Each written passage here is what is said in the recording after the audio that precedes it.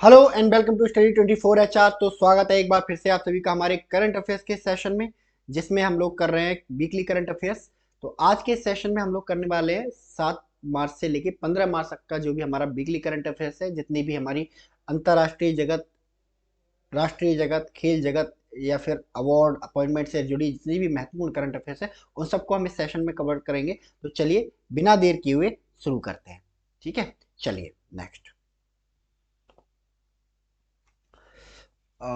International solar alliance, international solar alliance,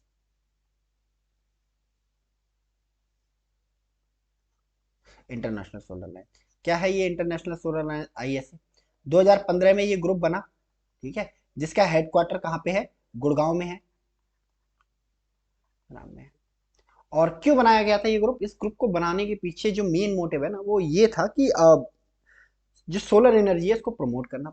कैसे promote किया जाएगा, है ना? जो अर्थ है ना, अर्थ के इक्वेटर के आसपास, यानी 0 डिग्री इक्वेटर आप जानते ही होंगे, भूमध्य रेखा, इसके आसपास जो भी देश है, यहाँ पे साल भर क्या मिलता है? सन का एक ना, एक रेगुलर टेम्परेचर, सन की रेगुलर लाइट मिलती है। तो यहाँ पर बहुत सारे सोलर पावर प्लांट लगाए जाए। बाकी की जो कंट्री हैं इस सोलर एनर्जी को क्या करेंगे? यहाँ से परचेज करेंगे। तो इस तरह पूरी दुनिया को सोलर एनर्जी के थ्रू चलाने का प्लान, है ना, इस इंटरनेशनल सोलर अलायंस के थ्रू बनाया गया है। तो धीरे धीरे कंट्रीज को इसमें ऐड किए जा रहे हैं। अभी हाल ही में इसमें एक और कंट्री ऐड किया गया है। तो कौन सा कंट्री है जो भी हाल ही में मेंबर बना है इंटरनेशनल सोलर अलायंस का? तो वो कंट्री है आपका पनामा। ठीक है, पनामा। ठीक है, इंपॉर्टेंट है। ठीक है, तो पनामा अभी इंटरनेशनल सोलर अलायंस का मेंबर बना है। तो पूछ सकता है एग्जाम में आपसे कि हाल ही में किस एक कंट्री ने इंटरनेशनल सोलर अलायंस को ज्वाइन किया? तो आपका आंसर क्या होगा? पनामा। या फिर प्रिसाइज करके पूछ सकता है कि अभी हाल ही में किस एक मध्य अमेरिकी देश ने इंटरनेशनल सोलर अलायंस को ज्वाइन किया है? तो आपका आंसर क्या होगा? पनामा होगा। ठीक है, चलिए। अभी हाल ही में एक कंपनी है जिसका नाम है C6 एनर्जी। ठीक है, C6 एनर्जी। तो इन्होंने एस्टेब्लिश किया है दुनिया का पहला, world first large scale mechanized tropical seaweed farm. ठीक है, अब सीवीड फार्म मतलब लगाया जाता है, ये समुद्र में लगाया जाता है। ठीक है, ट्रॉपिकल एरियाज में। ठीक है, तो कहाँ पर लगाया गया है सीवीड फार्म को? ठीक है, तो ये सीवीड फार्म लगाया गया है लॉम्बॉक, और जो कि लॉम्बॉक है इंडोनेशिया में। तो जो दुनिया का पहला large scale mechanize tropical seaweed farm है वो लॉम्बॉक इंडोनेशिया में लगाया गया। किसके द्वारा लगाया गया? C6 एनर्जी के द्वारा लगाया गया है। तो एक क्वेश्चन आपको दो तरह से पूछा जा सकता है कि अभी हाल ही में C6 एनर्जी नामक कंपनी ने किस स्थान पर दुनिया का सबसे बड़ा ट्रॉपिकल सीवीड फार्म लगाया है? तो आंसर होगा भाई लॉम्बॉक, लॉम्बॉक इंडोनेशिया। ठीक है, या फिर ये पूछ सकता है कि अभी हाल ही में किस कंपनी ने दुनिया का सबसे बड़ा बड़ा mechanize tropical seaweed farm Lombok Indonesia में लगाया है? तो आपका आंसर होगा C6 एनर्जी। ठीक है, तो C6 एनर्जी ने लगाया है। ठीक है, इंपॉर्टेंट है, याद रखेंगे इसको। ठीक है, चलिए। Pakistan first Sikh minister in Punjab. अभी हाल ही में पाकिस्तान में इलेक्शन हुए। पाकिस्तान में एक ही बारी इलेक्शन होते हैं, ये अच्छी बात है। पाकिस्तान की खर्चा कम करते हैं, वहाँ आर्मी खर्चा करती है बस, बाकी किसी पे खर्चा नहीं होता है। तो पाकिस्तान में इलेक्शन हुए, पूरे पाकिस्तान में। तो प्रोविंस के भी लिए भी इलेक्शन हुए। तो अभी प्रोविंस में सरकारें बन रही हैं धीरे धीरे। ठीक है, तो अभी हाल ही में पंजाब में, पंजाब जो पाकिस्तान का पंजाब है, वहाँ के एक सिख पर्सन को मिनिस्टर बनाया गया है पाकिस्तान की जो लेजिस्लेटिव असेंबली है, उसमें, पंजाब की लेजिस्लेटिव असेंबली में। तो क्या नाम है इस सरदार का, है ना? इनका नाम है सरदार रमेश सिंह अरोड़ा। सरदार रमेश सिंह अरोड़ा बने हैं पाकिस्तान के पहले सिख मिनिस्टर इन पंजाब, यानी कि पाकिस्तान के पहले सिख मिनिस्टर हैं पंजाब प्रोविंस में। ठीक है, याद रखेंगे इसको, इंपॉर्टेंट है। ठीक है, चलिए। तो सरकार बनी गई है पाकिस्तान में, इलेक्शन हो गए हैं पाकिस्तान में। तो अब धीरे धीरे डिसाइड हो रहा है कि भाई कौन कहाँ का चीफ मिनिस्टर बनेगा, कहाँ किस पार्टी की सरकार बनेगी, कौन प्रेसिडेंट बनेगा और कौन प्राइम मिनिस्टर बनेगा।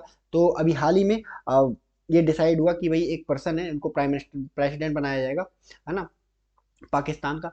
तो ये बनने वाले हैं पाकिस्तान के 14th president, 14th president of Pakistan. क्या नाम है इनका? इनका नाम है आसिफ अली जरदारी। तो आसिफ अली जरदारी है ना, पाकिस्तान के 14वें नए प्रेसिडेंट बन गए हैं। इंपॉर्टेंट है, याद रखेंगे इसको। ठीक है, चलिए नेक्स्ट। अभी हाल ही में क्या हुआ कि इंडिया ने एक कंट्री है, एक कैरिबियन कंट्री है, इसके साथ में एक एमओयू साइन किया है, प्रोटोकॉल साइन किया है कि भाई वो उस कंट्री के साथ मिलके क्या बनाने वाले हैं, joint economic and trade committee. ठीक है, जॉइंट इकोनॉमिक ट्रेड कमेटी का मतलब क्या है कि भाई ये एक कमेटी बनेगी जिसमें दोनों कंट्रीज के मेंबर होंगे, और ये कमेटी मिलकर डिसाइड करेगी कि भाई सब आ, किस तरह ट्रेड किया जाना है, किस वे में ट्रेड किया जाना है, कहाँ पर कौन सी ड्यूटी लगानी है, कहाँ से कौन सी ड्यूटी हटानी है। तो ये ट्रेड कमेटी के द्वारा तय किया जाएगा। ठीक है, पहले से तय नहीं किया जा रहा है, कमेटी बना दी जा रही है जो टैक्स से रिलेटेड, जो आपकी ड्यूटी से रिलेटेड मुद्दों पर चर्चा किया करेगी, देन ट्रेड हुआ करेगा। तो कौन सी कंट्री है जिसके साथ इंडिया ने ये अभी हाल ही में एमओयू या डील साइन किया? तो इस कंट्री का नाम है डोमिनिकन रिपब्लिक। Dominican Republic. ठीक है, डोमिनिकन रिपब्लिक ने एक प्रोटोकॉल साइन किया है। ठीक है, joint economic and trade committee को एस्टेब्लिश करने का, ताकि दोनों कंट्री के बीच में एक स्मूथ, है ना, जो ट्रेड है वो हो सके। ठीक है, चलिए एग्जाम में पूछा जा सकता है इस तरह से कि भाई अभी हाल ही में इंडिया ने किस कंट्री के साथ में, ठीक है ना, एक प्रोटोकॉल साइन किया है कि वे दोनों कंट्री मिलकर joint economic and trade committee बनाएंगे। तो आपका आंसर होगा डोमिनिकन रिपब्लिक। ठीक है, चलिए next. President Abbas named Mohammad Mustafa as the new Palestine prime minister. ठीक है, पैलेस्तीन आपको पता ही होगा, इजराइल पैलेस्तीन के बीच में कन्फ्लिक्ट चल रहा है अभी भी, है ना, बहुत हैवी बॉम्बिंग कर रहा है गाजा पट्टी की, है ना, जो कि पैलेस्टाइन का ही हिस्सा है। तो पैलेस्टीन में भी एक सरकार होती है ना, हालांकि ये सरकार कोई इलेक्टेड वगैरह नहीं होती है, एक बार जो लीडर बन गया वो लाइफ टाइम, जब तक वो जिंदा रहता है तब तक वो लीडर बना रहता है। ठीक है, तो अभी हाल ही में जो वहाँ के प्रेसिडेंट है मोहम्मद अब्बास, उन्होंने पैलेस्टीन के लिए नए प्राइम मिनिस्टर को, है ना, क्या करा है, नॉमिनेट किया है। तो कौन बने हैं वहाँ के नए प्रेसिडेंट, प्राइम मिनिस्टर, सॉरी, वहाँ के नए प्राइम मिनिस्टर बने हैं मोहम्मद मुस्तफ़ा। ठीक है, तो मोहम्मद मुस्तफ़ा पैलेस्टीन के नए प्राइम मिनिस्टर बने हैं। ठीक है, तो अभी हाल पूछा जा सकता है कि हाल ही में से निम्नलिखित में से कौन हाल ही में पाकिस्तान पैलेस्टीन का नया प्राइम मिनिस्टर बना है? तो आपका आंसर होगा मोहम्मद मुस्तफा। ठीक है, चलो अब क्या हुआ है कि भाई देखो, नेक्स्ट, अब इलेक्शन आ रहा है ना, थोड़े बहुत दिनों में इलेक्शन होने वाले हैं, 19 अप्रैल से और 4 जून तक ये इलेक्शन चलेंगे। तो जो डिफरेंट डिफरेंट स्टेट हैं, डिफरेंट डिफरेंट सरकारें हैं, वो डिफरेंट डिफरेंट तरह के क्या दे रही हैं, प्रलोभन दे रही हैं लोगों को, ताकि लोग ज़्यादा से ज़्यादा मात्रा में उन्हें वोट करें। ठीक है, तो अभी हाल ही में एक स्टेट है, वहाँ की गवर्नमेंट ने क्या करा कि अपने जो फार्मर्स थे ना, उनका जो इलेक्ट्रिसिटी बिल है उसको क्या कर दिया, माफ़ कर दिया। तो हाल ही में किस स्टेट की गवर्नमेंट ने अपने जो फार्मर्स हैं उनका इलेक्ट्रिसिटी बिल माफ़ किया है? तो ये भाई सरकार है उत्तर प्रदेश की सरकार। उत्तर प्रदेश में अपने जो फार्मर्स हैं उनका जो इलेक्ट्रिसिटी बिल है उसको क्या कर दिया, माफ़ कर दिया है। ठीक है, चलिए नेक्स्ट। पिछले सेशन में हमने पढ़ा था कि इंडिया की पहली अंडर वाटर मेट्रो कोलकाता में बनी है। अंडर वाटर मेट्रो के बाद अब देश में एस्टेब्लिश होने जा रही है ड्राइवरलेस मेट्रो। तो इंडिया की पहली जो ड्राइवरलेस मेट्रो है वो किस शहर में एस्टेब्लिश होने जा रही है? तो ये शहर है बेंगलुरु। बेंगलोर में, है ना, बनने जा रही है इंडिया की पहली, India first driverless metro train. Important exam perspective से याद रखेंगे इसको। ठीक है, इंडिया की पहली ड्राइवरलेस मेट्रो ट्रेन कहाँ बन रही है? बैंगलोर में बन रही है। ठीक है, चलिए। ठीक है, अरुणाचल प्रदेश, अरुणाचल प्रदेश में अभी हाल ही में 27 डिस्ट्रिक्ट बनाया गया। ठीक है, तो अरुणाचल प्रदेश के डिस्ट्रिक्ट चर्चा में इसलिए रहते हैं क्योंकि चाइना इस अरुणाचल प्रदेश को अपनी टेरिटरी बताता है, और हमारी टेरिटरी में तो है ही, हमारा अभिन्न अंग है ही। तो फिर जब भी कोई डेवलपमेंट अरुणाचल प्रदेश में हम करते हैं तो चाइना का उसकी तरफ से शोर आता है, बहुत ज़्यादा गुस्सा आता है। तो अभी हमने एक डिस्ट्रिक्ट बनाया तो चाइना ने बहुत ज़्यादा क्या करा, इस पे आपत्ति जताई कि भाई हमारा एरिया है, तुम डिस्ट्रिक्ट कैसे बना रहे हो। ठीक है, तो वो पूरी दुनिया में इस डिस्ट्रिक्ट को डिस्कस किया गया। ठीक है, तो कौन सा, क्या नाम है उस डिस्ट्रिक्ट का जो अरुणाचल प्रदेश का 27 डिस्ट्रिक्ट बनाया गया? इसका नाम है बाइकोम। बाइकोम, बाइकॉम को बनाया गया है अरुणाचल प्रदेश का 27 डिस्ट्रिक्ट। ठीक है, तो पूछा जा सकता है एग्जाम में कि अभी हाल ही में किस जगह को अरुणाचल प्रदेश का 27वां डिस्ट्रिक्ट बनाया गया है? तो बाइकॉम को बनाया गया है। ठीक है, यहाँ पर पूछ जा सकता है कि हाल ही में सृजित बाइकॉम अरुणाचल प्रदेश का कौन सा जिला है? तो 27 जिला है ये। ठीक है, चलिए नेक्स्ट। नेक्स्ट है हमारा निंगल नालम्मा, है ना, निंगल नालम्मा। इसका जो मतलब है आर यू फाइन, नीलम नालम्मा मतलब एक तमिलियन वर्ड है, ठीक है, इसका मतलब आर यू फाइन होता है। तो ये जो स्कीम है, अभी इसको हाल ही में शुरू किया गया है स्टेट गवर्नमेंट के द्वारा। इस स्कीम का जो मोटिव है वो ये है कि भाई लोगों से जा जा के पूछा जाए, ठीक है, कि जो हमारी स्कीम हमारे स्टेट में चल रही है वो लोगों तक पहुंच रही है या नहीं पहुंच रही है, और अगर पहुंच रही है तो उनसे कितना फायदा हो रहा है, और पहुंच रही है तो उनसे कितना नुकसान हो रहा है। तो ये जानने के लिए एक तरह का आउटरीच प्रोग्राम है ना, आउटरीच स्कीम है नीलंगल नालंबा। तो इसको किसने शुरू किया है? तमिलनाडु गवर्नमेंट ने शुरू किया है, ठीक है, नीलंगल नालंबा, आर यू फाइन, तमिलनाडु, ठीक है। तो पूछा जा सकता है एग्जाम में कि हाल ही में शुरू की गई नीलंगल नालम्मा स्कीम किस स्टेट के द्वारा शुरू की गई है? तमिलनाडु स्टेट के द्वारा शुरू की गई है। किस चीज के लिए शुरू की गई है? तो एक तरह से क्या करा है, रिव्यू रिव्यू करने के लिए, जो फ्लैगशिप स्कीम है उनको रिव्यू करने के लिए इस स्कीम को शुरू किया गया है, ठीक है, याद रखेंगे इसको। चलिए नेक्स्ट, हरियाणा। हरियाणा में अभी रिजीम चेंज हुआ है, चीफ मिनिस्टर बदले गए हैं, ठीक है। तो हरियाणा के जो चीफ मिनिस्टर थे, जो मनोहर लाल खट्टर, तो इलेक्शन से, जनरल इलेक्शन से जस्ट पहले उनको रिप्लेस कर दिया गया है, और उनकी जगह एक OBC category, other backward class के, है ना, एक पर्सन को बनाया गया हरियाणा का चीफ मिनिस्टर। तो क्या नाम है इनका?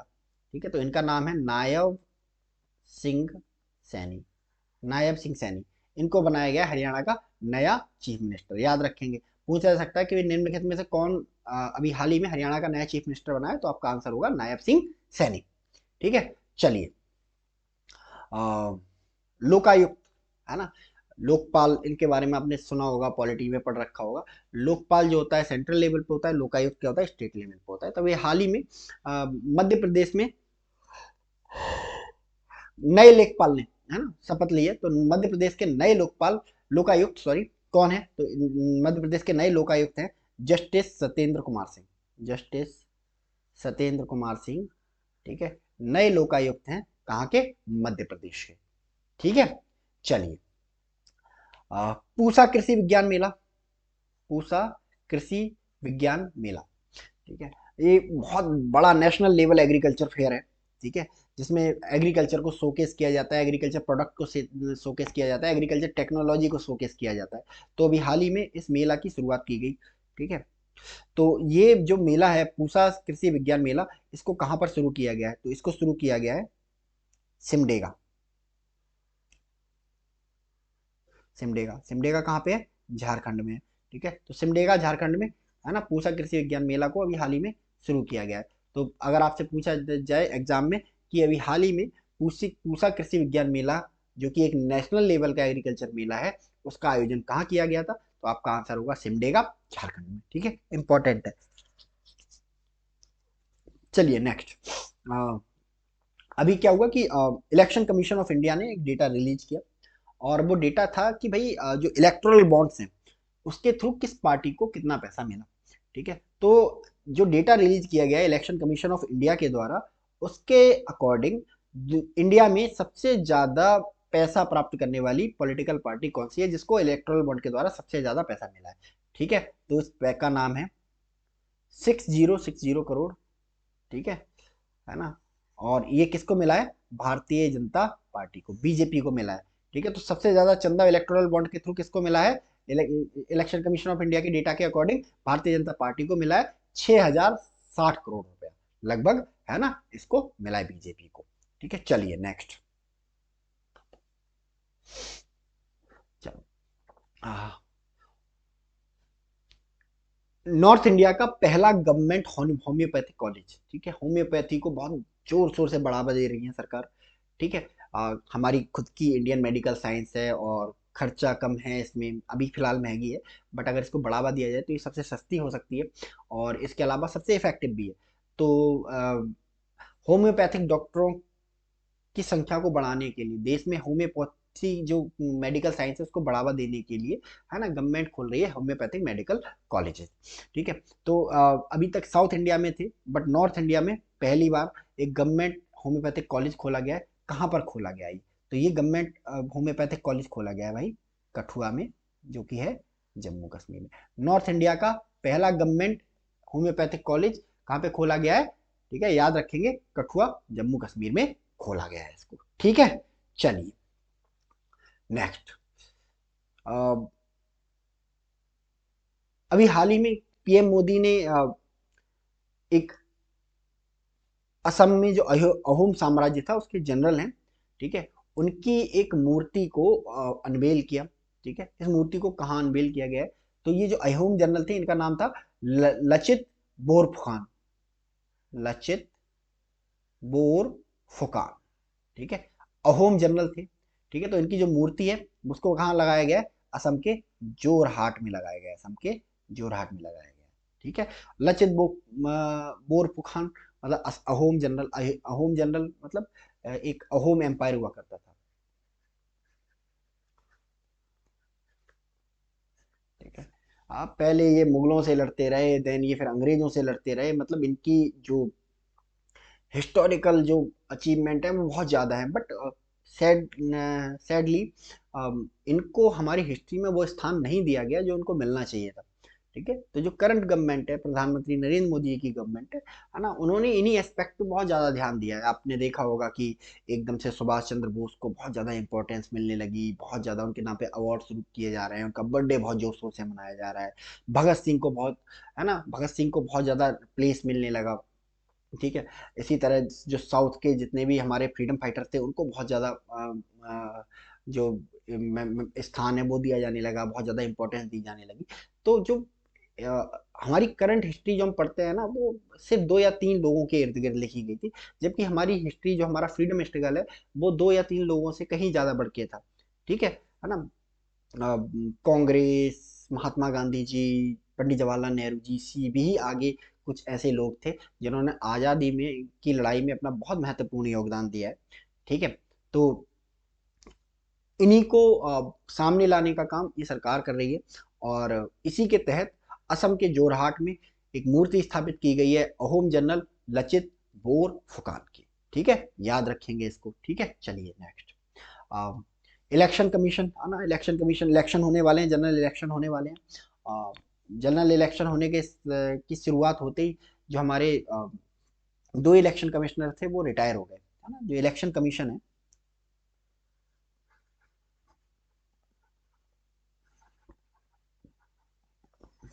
इलेक्शन कमीशन है, ठीक है, उसमें सिर्फ 3 लोग होते हैं। एक चीफ इलेक्शन कमिश्नर होता है जिसको सीईसी बोलते हैं, चीफ इलेक्शन कमिश्नर, और 2 इलेक्शन कमिश्नर होते हैं, ठीक है। चीफ इलेक्शन कमिश्नर हेड करता है, इलेक्शन कमिश्नर उसको असिस्ट करता है। तो अभी हाल ही में 2 सीनियर ब्यूरोक्रेट्स को, है ना, इलेक्शन कमीशन में, है ना, as a election commissioner appoint किया गया है। कौन कौन है ये, ठीक है, तो ज्ञानेश कुमार है, ठीक है, और एक सुखबीर संधू है,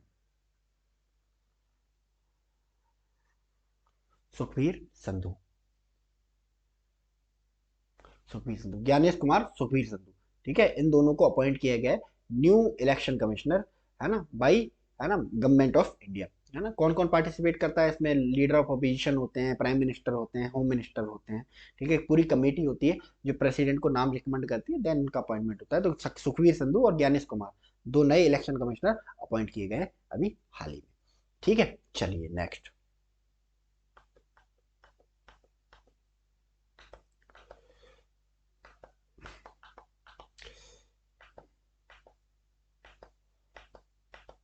चलिए, अभी हाल ही में इस्मा, ठीक है, Indian sugar and bio energy manufacturer association, Indian sugar and bio energy manufacturers association, इस्मा,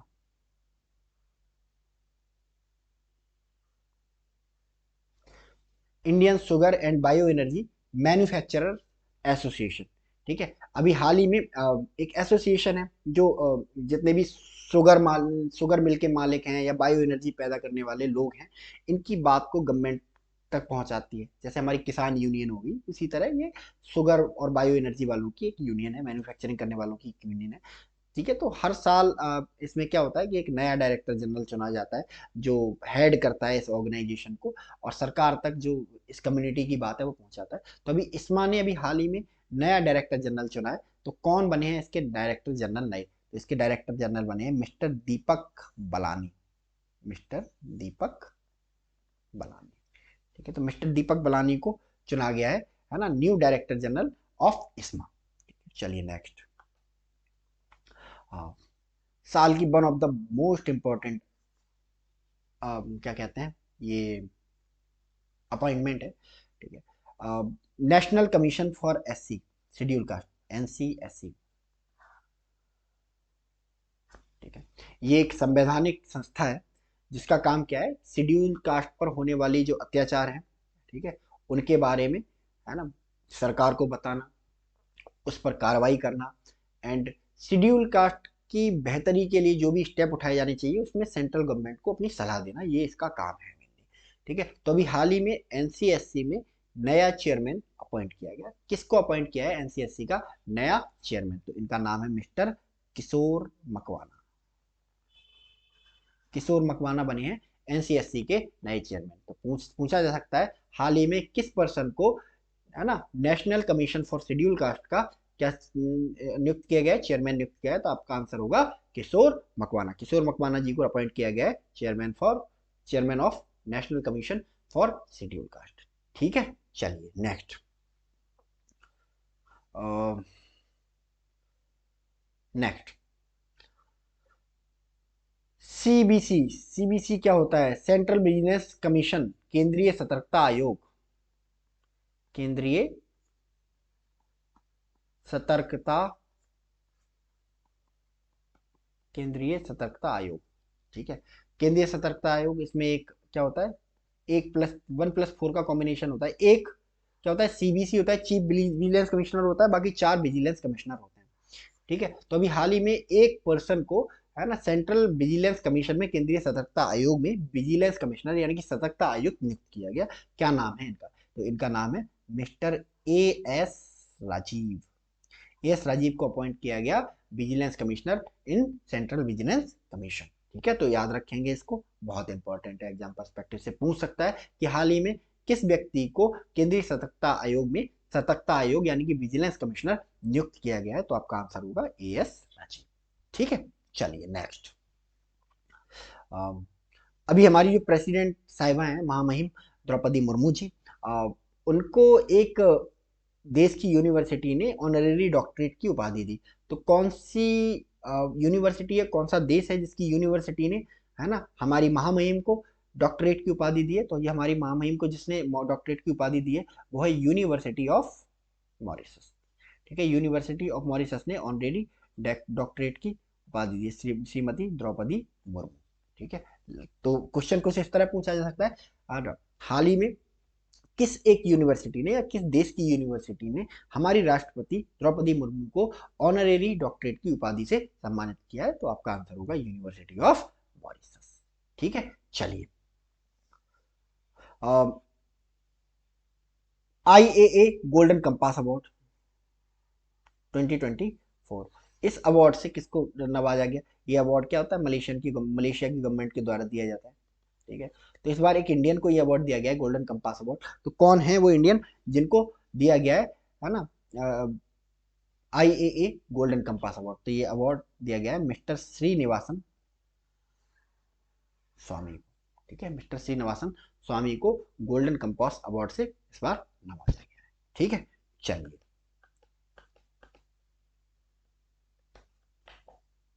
चलिए, पृथ्वीकर आर्किटेक्चर प्राइज। ठीक है, बहुत इंपॉर्टेंट होता है ये। ठीक है, इसको कहा जाता है आर्किटेक्चर का नोबल।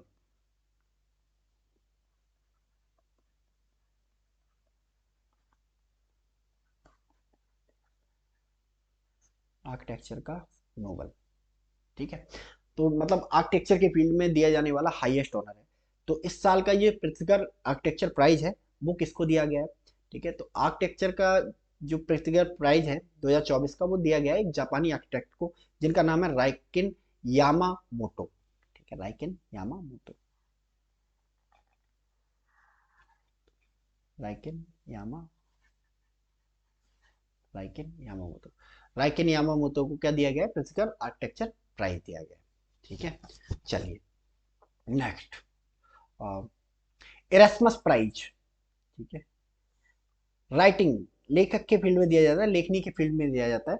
ठीक है, तो इरेस्मस प्राइज जो है प्रेस्टिजियस, वो इस साल किस को दिया गया है? तो इस साल का जो इरेस्मस प्राइज है वो एक इंडियन राइटर को दिया गया है।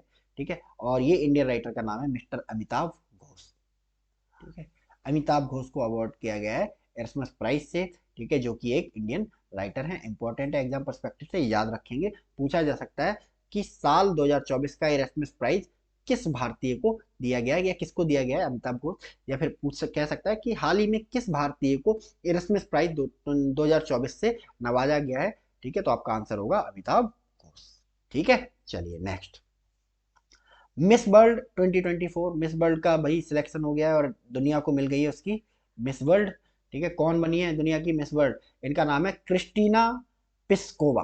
पिस्कोवा, ठीक है, क्रिस्टीना पिस्कोवा, ये बनी है मिस वर्ल्ड। और ये कहाँ से आती है? चेक रिपब्लिक से आती है।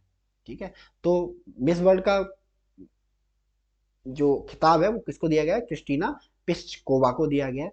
ठीक है, चेक रिपब्लिक से आती है। अब जो इस बार का जो मिस वर्ल्ड है, मिस वर्ल्ड का जो फाइनल है वो कहाँ हुआ था? मुंबई में हुआ था। ये भी पूछ सकता है एग्जाम में। ठीक है, मुंबई में हुआ था। ठीक है, तो मुंबई में क्रिस्टीना पिस्कोव का, जो कि चेक रिपब्लिक से है, उनको ये अवार्ड दिया गया। ठीक है, इंपॉर्टेंट है एग्जाम पर्सपेक्टिव से। ठीक है, पूछा जा सकता है कि हाल ही में किस महिला को मिस वर्ल्ड, है ना, 2024 के खिताब से नवाजा गया? तो इसका नाम है क्रिस्टीना पिस्कोवा। ठीक है, मुंबई। चलिए नेक्स्ट, राज्यसभा के लिए नॉमिनेशन चल रहे हैं। ठीक है, तो मैंने जैसे हम लोग पहले भी हम लोगों ने करंट अफेयर्स के थ्रू डिस्कस किया गया है कि राज्यसभा में जो सीटें हैं ना टोटल, वो हैं 250। ठीक है, 245 अभी सिटिंग में है। ठीक है, अभी फिलहाल होते हैं, जिसमें 233 तो इलेक्ट होते हैं और 12 को नॉमिनेट करते हैं प्रेसिडेंट, राष्ट्रपति। राष्ट्रपति नॉमिनेट करते हैं 12 को। अब क्या हुआ कि भाई कौन से वो मतलब कैस किस कंडीशन में 12 लोगों को किया जाता है, कौन कौन होते हैं वो लोग? तो ऐसे लोग जिन्होंने समाज की बेहतरी के लिए अपना बहुत महत्वपूर्ण योगदान दिया होता है, किसी भी क्षेत्र में, कला के क्षेत्र में, खेल के क्षेत्र में, सिनेमा के क्षेत्र में, यानी कि अपने अपने फील्ड में, है ना, बेहतरीन योगदान देने के लिए, राष्ट्र के लिए योगदान देने के लिए। ठीक है, जिन्होंने दिया होता है, ऐसे लोगों को अगर चाहें तो राष्ट्रपति क्या कर सकते हैं? राज्यसभा के लिए नॉमिनेट कर सकते हैं, बिना इलेक्शन के नॉमिनेट कर सकते हैं। तो अभी हाल ही में एक फिलेंथ्रोपिस्ट हैं, इन्फोसिस के जो पूर्व चेयरमैन है उनकी पत्नी है, और ब्रिटेन के जो अभी प्रधानमंत्री हैं उनकी मदर इन लॉ हैं। ठीक है, उनको अपॉइंट किया गया राज्यसभा के लिए। तो इनका नाम है सुधा मूर्ति।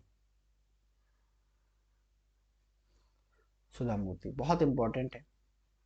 ठीक है, वैसे तो 12 हुए हैं, पूछ सकता है भी हाल ही में किस महिला को, है ना, किया गया है अपॉइंट। तो आपका आंसर सुधा मूर्ति होगा। ठीक है, चलिए next, grand prix Saudi Arabian grand prix 2024 हुआ। किसने जीता ये सऊदी अरेबियन ग्रैंड प्रिक्स? ठीक है, तो सऊदी अरेबियन ग्रैंड प्रिक्स जीता है मैक्स वर्स्टैपन ने। ठीक है, यही जीत रहे हैं पिछले साल से सारी रेसें, तो मैक्स वर्स्टैपन ने जीता है इस बार का सऊदी अरेबियन ग्रैंड प्रिक्स भी। ठीक है, चलिए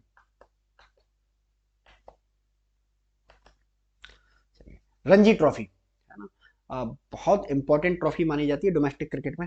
ठीक है, और क्या होता है, ये रीजन, कई सारी रीजन की टीमें खेलती हैं। ठीक है, तो इस बार का जो रणजी ट्रॉफी है 2024, वो किसने जीता है? इस बार की रणजी ट्रॉफी के जो विनर हैं वो मुंबई हैं।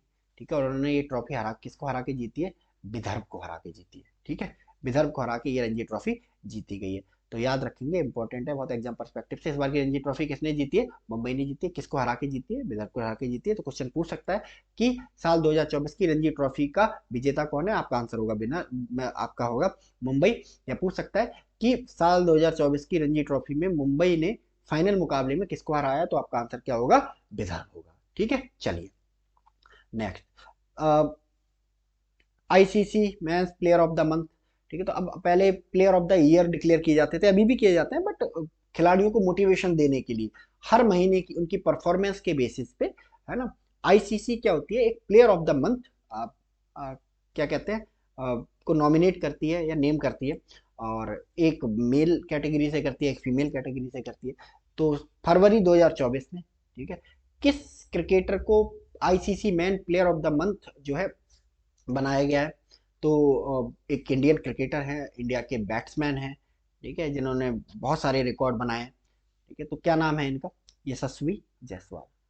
यशस्वी जायसवाल को बनाया गया है ICC man player of the month for 2024, फरवरी 2024, याद रखेंगे इसको, ठीक है। चलिए, संतोष ट्रॉफी। संतोष ट्रॉफी, संतोष ट्रॉफी किससे रिलेटेड है? ये फुटबॉल से रिलेटेड है, ठीक है। रणजी ट्रॉफी क्रिकेट से है ना, और फुटबॉल से संतोष ट्रॉफी आपकी फुटबॉल से रिलेटेड है। तो संतोष ट्रॉफी अभी हाल ही में संपन्न हुई है ना, किसने जीता है इसको? सर्विसेज ने जीता है। सर्विसेज मतलब है ना, आर्मी वगैरह, फोर्स डिफेंस ने, ठीक है। किसको हराया है? गोवा को हराया है, ठीक है। तो गोवा को हरा के सर्विसेज ने ये ट्रॉफी जीती है फाइनल में, ठीक है।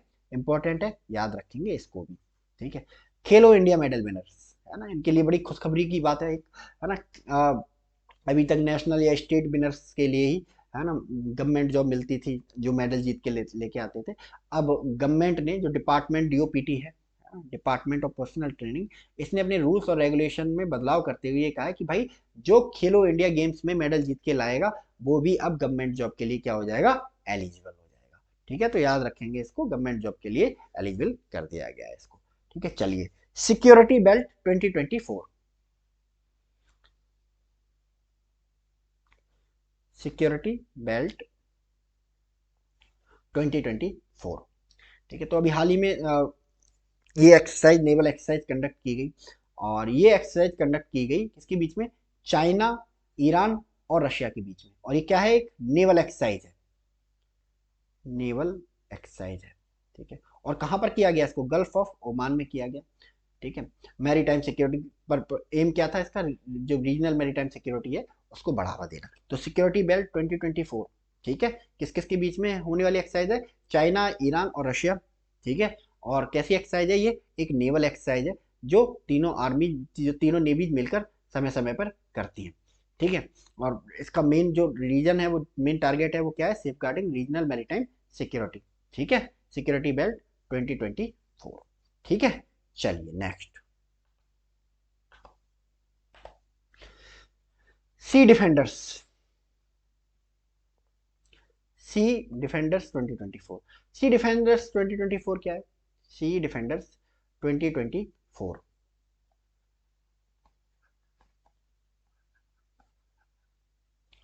ट्वेंटी ट्वेंटी सी डिफेंडर 2024 क्या है? सी डिफेंडर 2024 एक एक्सरसाइज है। कैसी एक्सरसाइज है? कोस्ट गार्ड्स की, ठीक है। कहां कहां के कोस्ट गार्ड की एक्सरसाइज है? ठीक है, इंडिया और यूएसए। तो इंडिया और यूएसए के कोस्ट गार्ड के बीच में होने वाली एक्सरसाइज है ना, इसका सी डिफेंडर नाम है, ठीक है। और कहां पे हुई थी इस बार ये? इस बार हुई थी ये पोर्ट ब्लेयर में, जो कि है अंडमान निकोबार में, अंडमान निकोबार में है, ठीक है। अंडमान निकोबार में इसको कंडक्ट कराया गया। चलिए नेक्स्ट, भारत शक्ति,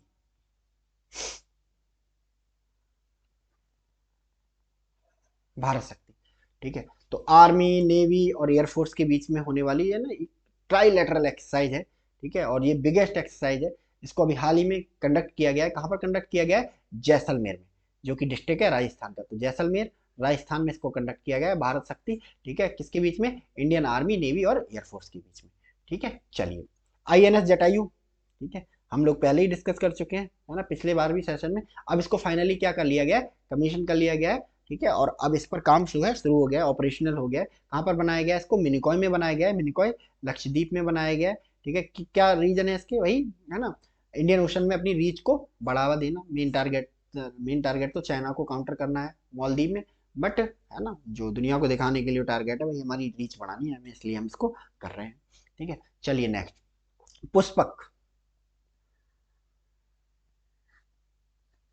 पुष्पक, पुष्पक क्या है? पुष्पक इंडिया का आरएलबी है, रीयूजेबल लॉन्च व्हीकल, ठीक है। यानी कि अभी हमारे पास क्या है भाई, हमने सैटेलाइट, हम जो लॉन्च करते हैं रॉकेट के थ्रू, वो रॉकेट जाता है और आसमान में वो है ना स्पेस में ही कहीं तैरता हुआ रह जाता है, और जो सैटेलाइट है वो निकल के है ना अपने ऑर्बिट में चला जाता है। ठीक है, बट अब हम एक ऐसा रॉकेट डेवलप कर रहे हैं जो सैटेलाइट को जाएगा स्पेस में, ड्रॉप करेगा एंड खुद जमीन पे लैंड हो जाएगा। ठीक है, तो उसको हमने नाम दिया है RLV। अभी हाल ही में हमने इसका लैंडिंग एक्सपेरिमेंट किया जो पूरी तरह सक्सेसफुल रहा। ठीक है, तो ये रहा 7 से 15 मई तक का करंट अफेयर्स आपका।